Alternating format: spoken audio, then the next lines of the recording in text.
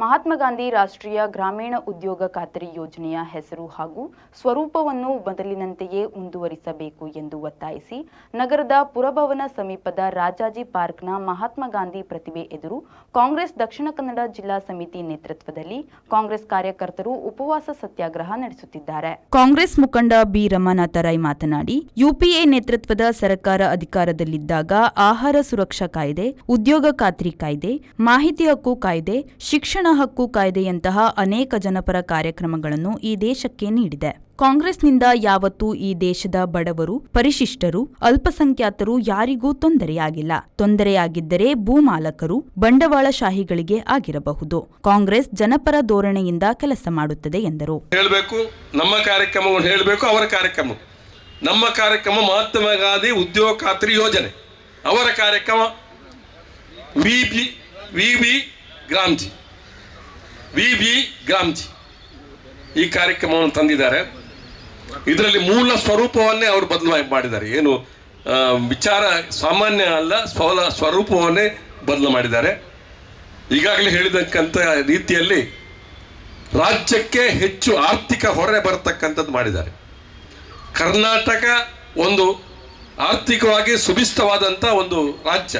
ಇವತ್ತಿಗೂ ಕೂಡ ಯಾರೇ ಏನು ಹೇಳಲಿ, ನಾವು ತೆರಿಗೆ ಸಂಗ್ರಹಣೆಯಲ್ಲಿ ಮಹಾರಾಷ್ಟ್ರ ರಾಜ್ಯವನ್ನು ಬಿಟ್ಟರೆ ಹೆಚ್ಚು ಸಂಗ್ರಹ ಮಾಡ್ತಕ್ಕ ಇನ್ನೊಂದು ರಾಜ್ಯ ಇದ್ದರೆ ಅದು ಕರ್ನಾಟಕ ಅಂತ ಹೇಳ್ತಕ್ಕಂಥ ಹೆಗ್ಗಳಿಕೆ ಹೇಳ್ತಕ್ಕಂಥ ಒಂದು ರಾಜ್ಯ ಇದೆ.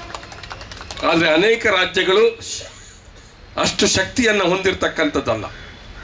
ಈ ಕಾರ್ಯಕ್ರಮ ಅನುಷ್ಠಾನ ಆಗಬೇಕಾದ್ರೆ ಕೇಂದ್ರದ ನಿರ್ದೇಶನದ ಏನು ಮಾಡ್ತದೆ ಅದರ ಪ್ರಕಾರ ಈ ಕಾರ್ಯಕ್ರಮಗಳು ಬರುತ್ತೆ ಅಂತ ಹೇಳ್ತಕ್ಕಂಥದ್ದನ್ನು ತಾವು ಅರ್ಥ ಮಾಡಬೇಕು. ಇದು ರಾಜ್ಯದ ಸ್ವಾಯತ್ತೆಯ ಪ್ರಶ್ನೆ ಕೂಡ ಒಂದು ರೀತಿಯಲ್ಲಿ ನಾವು ಹೇಳ್ಬೋದು, ಅಥವಾ ಗ್ರಾಮ ಪಂಚಾಯತ್ ಸ್ವಾಯತ್ತೆಯ ಬಗ್ಗೆಯೂ ಪ್ರಶ್ನೆ ಮಾಡ್ತಕ್ಕಂಥದ್ದು. ವಿಧಾನ ಪರಿಷತ್ ಸದಸ್ಯ ಐವೋನ್ ಡಿಸೋಜಾ ಮಾತನಾಡಿ, 18 ಕೋಟಿ ಜನರಿಗೆ ಉದ್ಯೋಗ ನೀಡಿದ್ದ ಮನರೇಗಾ ಯೋಜನೆಯ ನಿಯಮಾವಳಿ ಬದಲಾಯಿಸುವ ಕೇಂದ್ರ ಸರ್ಕಾರ ಬಡವರ ಹೊಟ್ಟೆಯ ಮೇಲೆ ಹೊಡೆಯುವ ಕೆಲಸ ಮಾಡಿದೆ.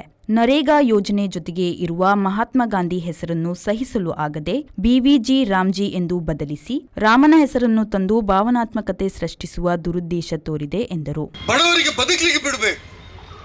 ನೀವು ಈ ಯೋಜನೆ ಜಾರಿಗೆ ತಂದು 14 ವರ್ಷಗಳಾಯಿತು.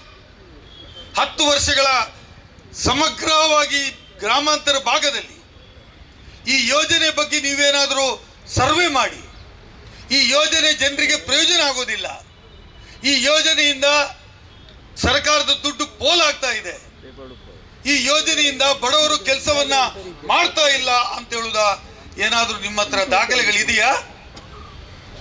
ಇದನ್ನ ಕಾಂಗ್ರೆಸ್ನ ಪಾರ್ಲಿಮೆಂಟ್ ಮೆಂಬರು ಪ್ರಶ್ನೆ ಮಾಡಿದ್ರು ಲೋಕಸಭೆಯಲ್ಲಿ. ಹೇಳಿ, do you have any survey ಈ ಕಾನೂನನ್ನು ನೀವು ತೆಗೀಲಿಕ್ಕೆ? ಉತ್ತರ ಇಲ್ಲ. ಉತ್ತರ ಇಷ್ಟೇ, ದ್ವೇಷ.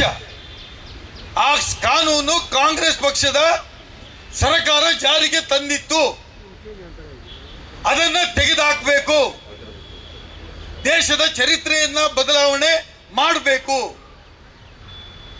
ದೇಶದ ಬಡವರ ಹೊಟ್ಟೆ ತುಂಬುವಂತ ಕೆಲಸ, ಅವರ ಬದುಕಿನ ಪ್ರಶ್ನೆಯನ್ನ ನಾವು ಪ್ರಶ್ನೆ ಮಾಡಬೇಕು. ಅವರು ನಮ್ಮ ಗುಲಾಮರಾಗಿ ಬದುಕಬೇಕು.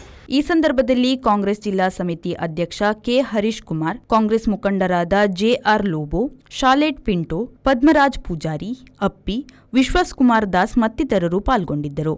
ನಾಗೇಶ್ ಕಾವೂರು, ವಿ4 ನ್ಯೂಸ್, ಮಂಗಳೂರು.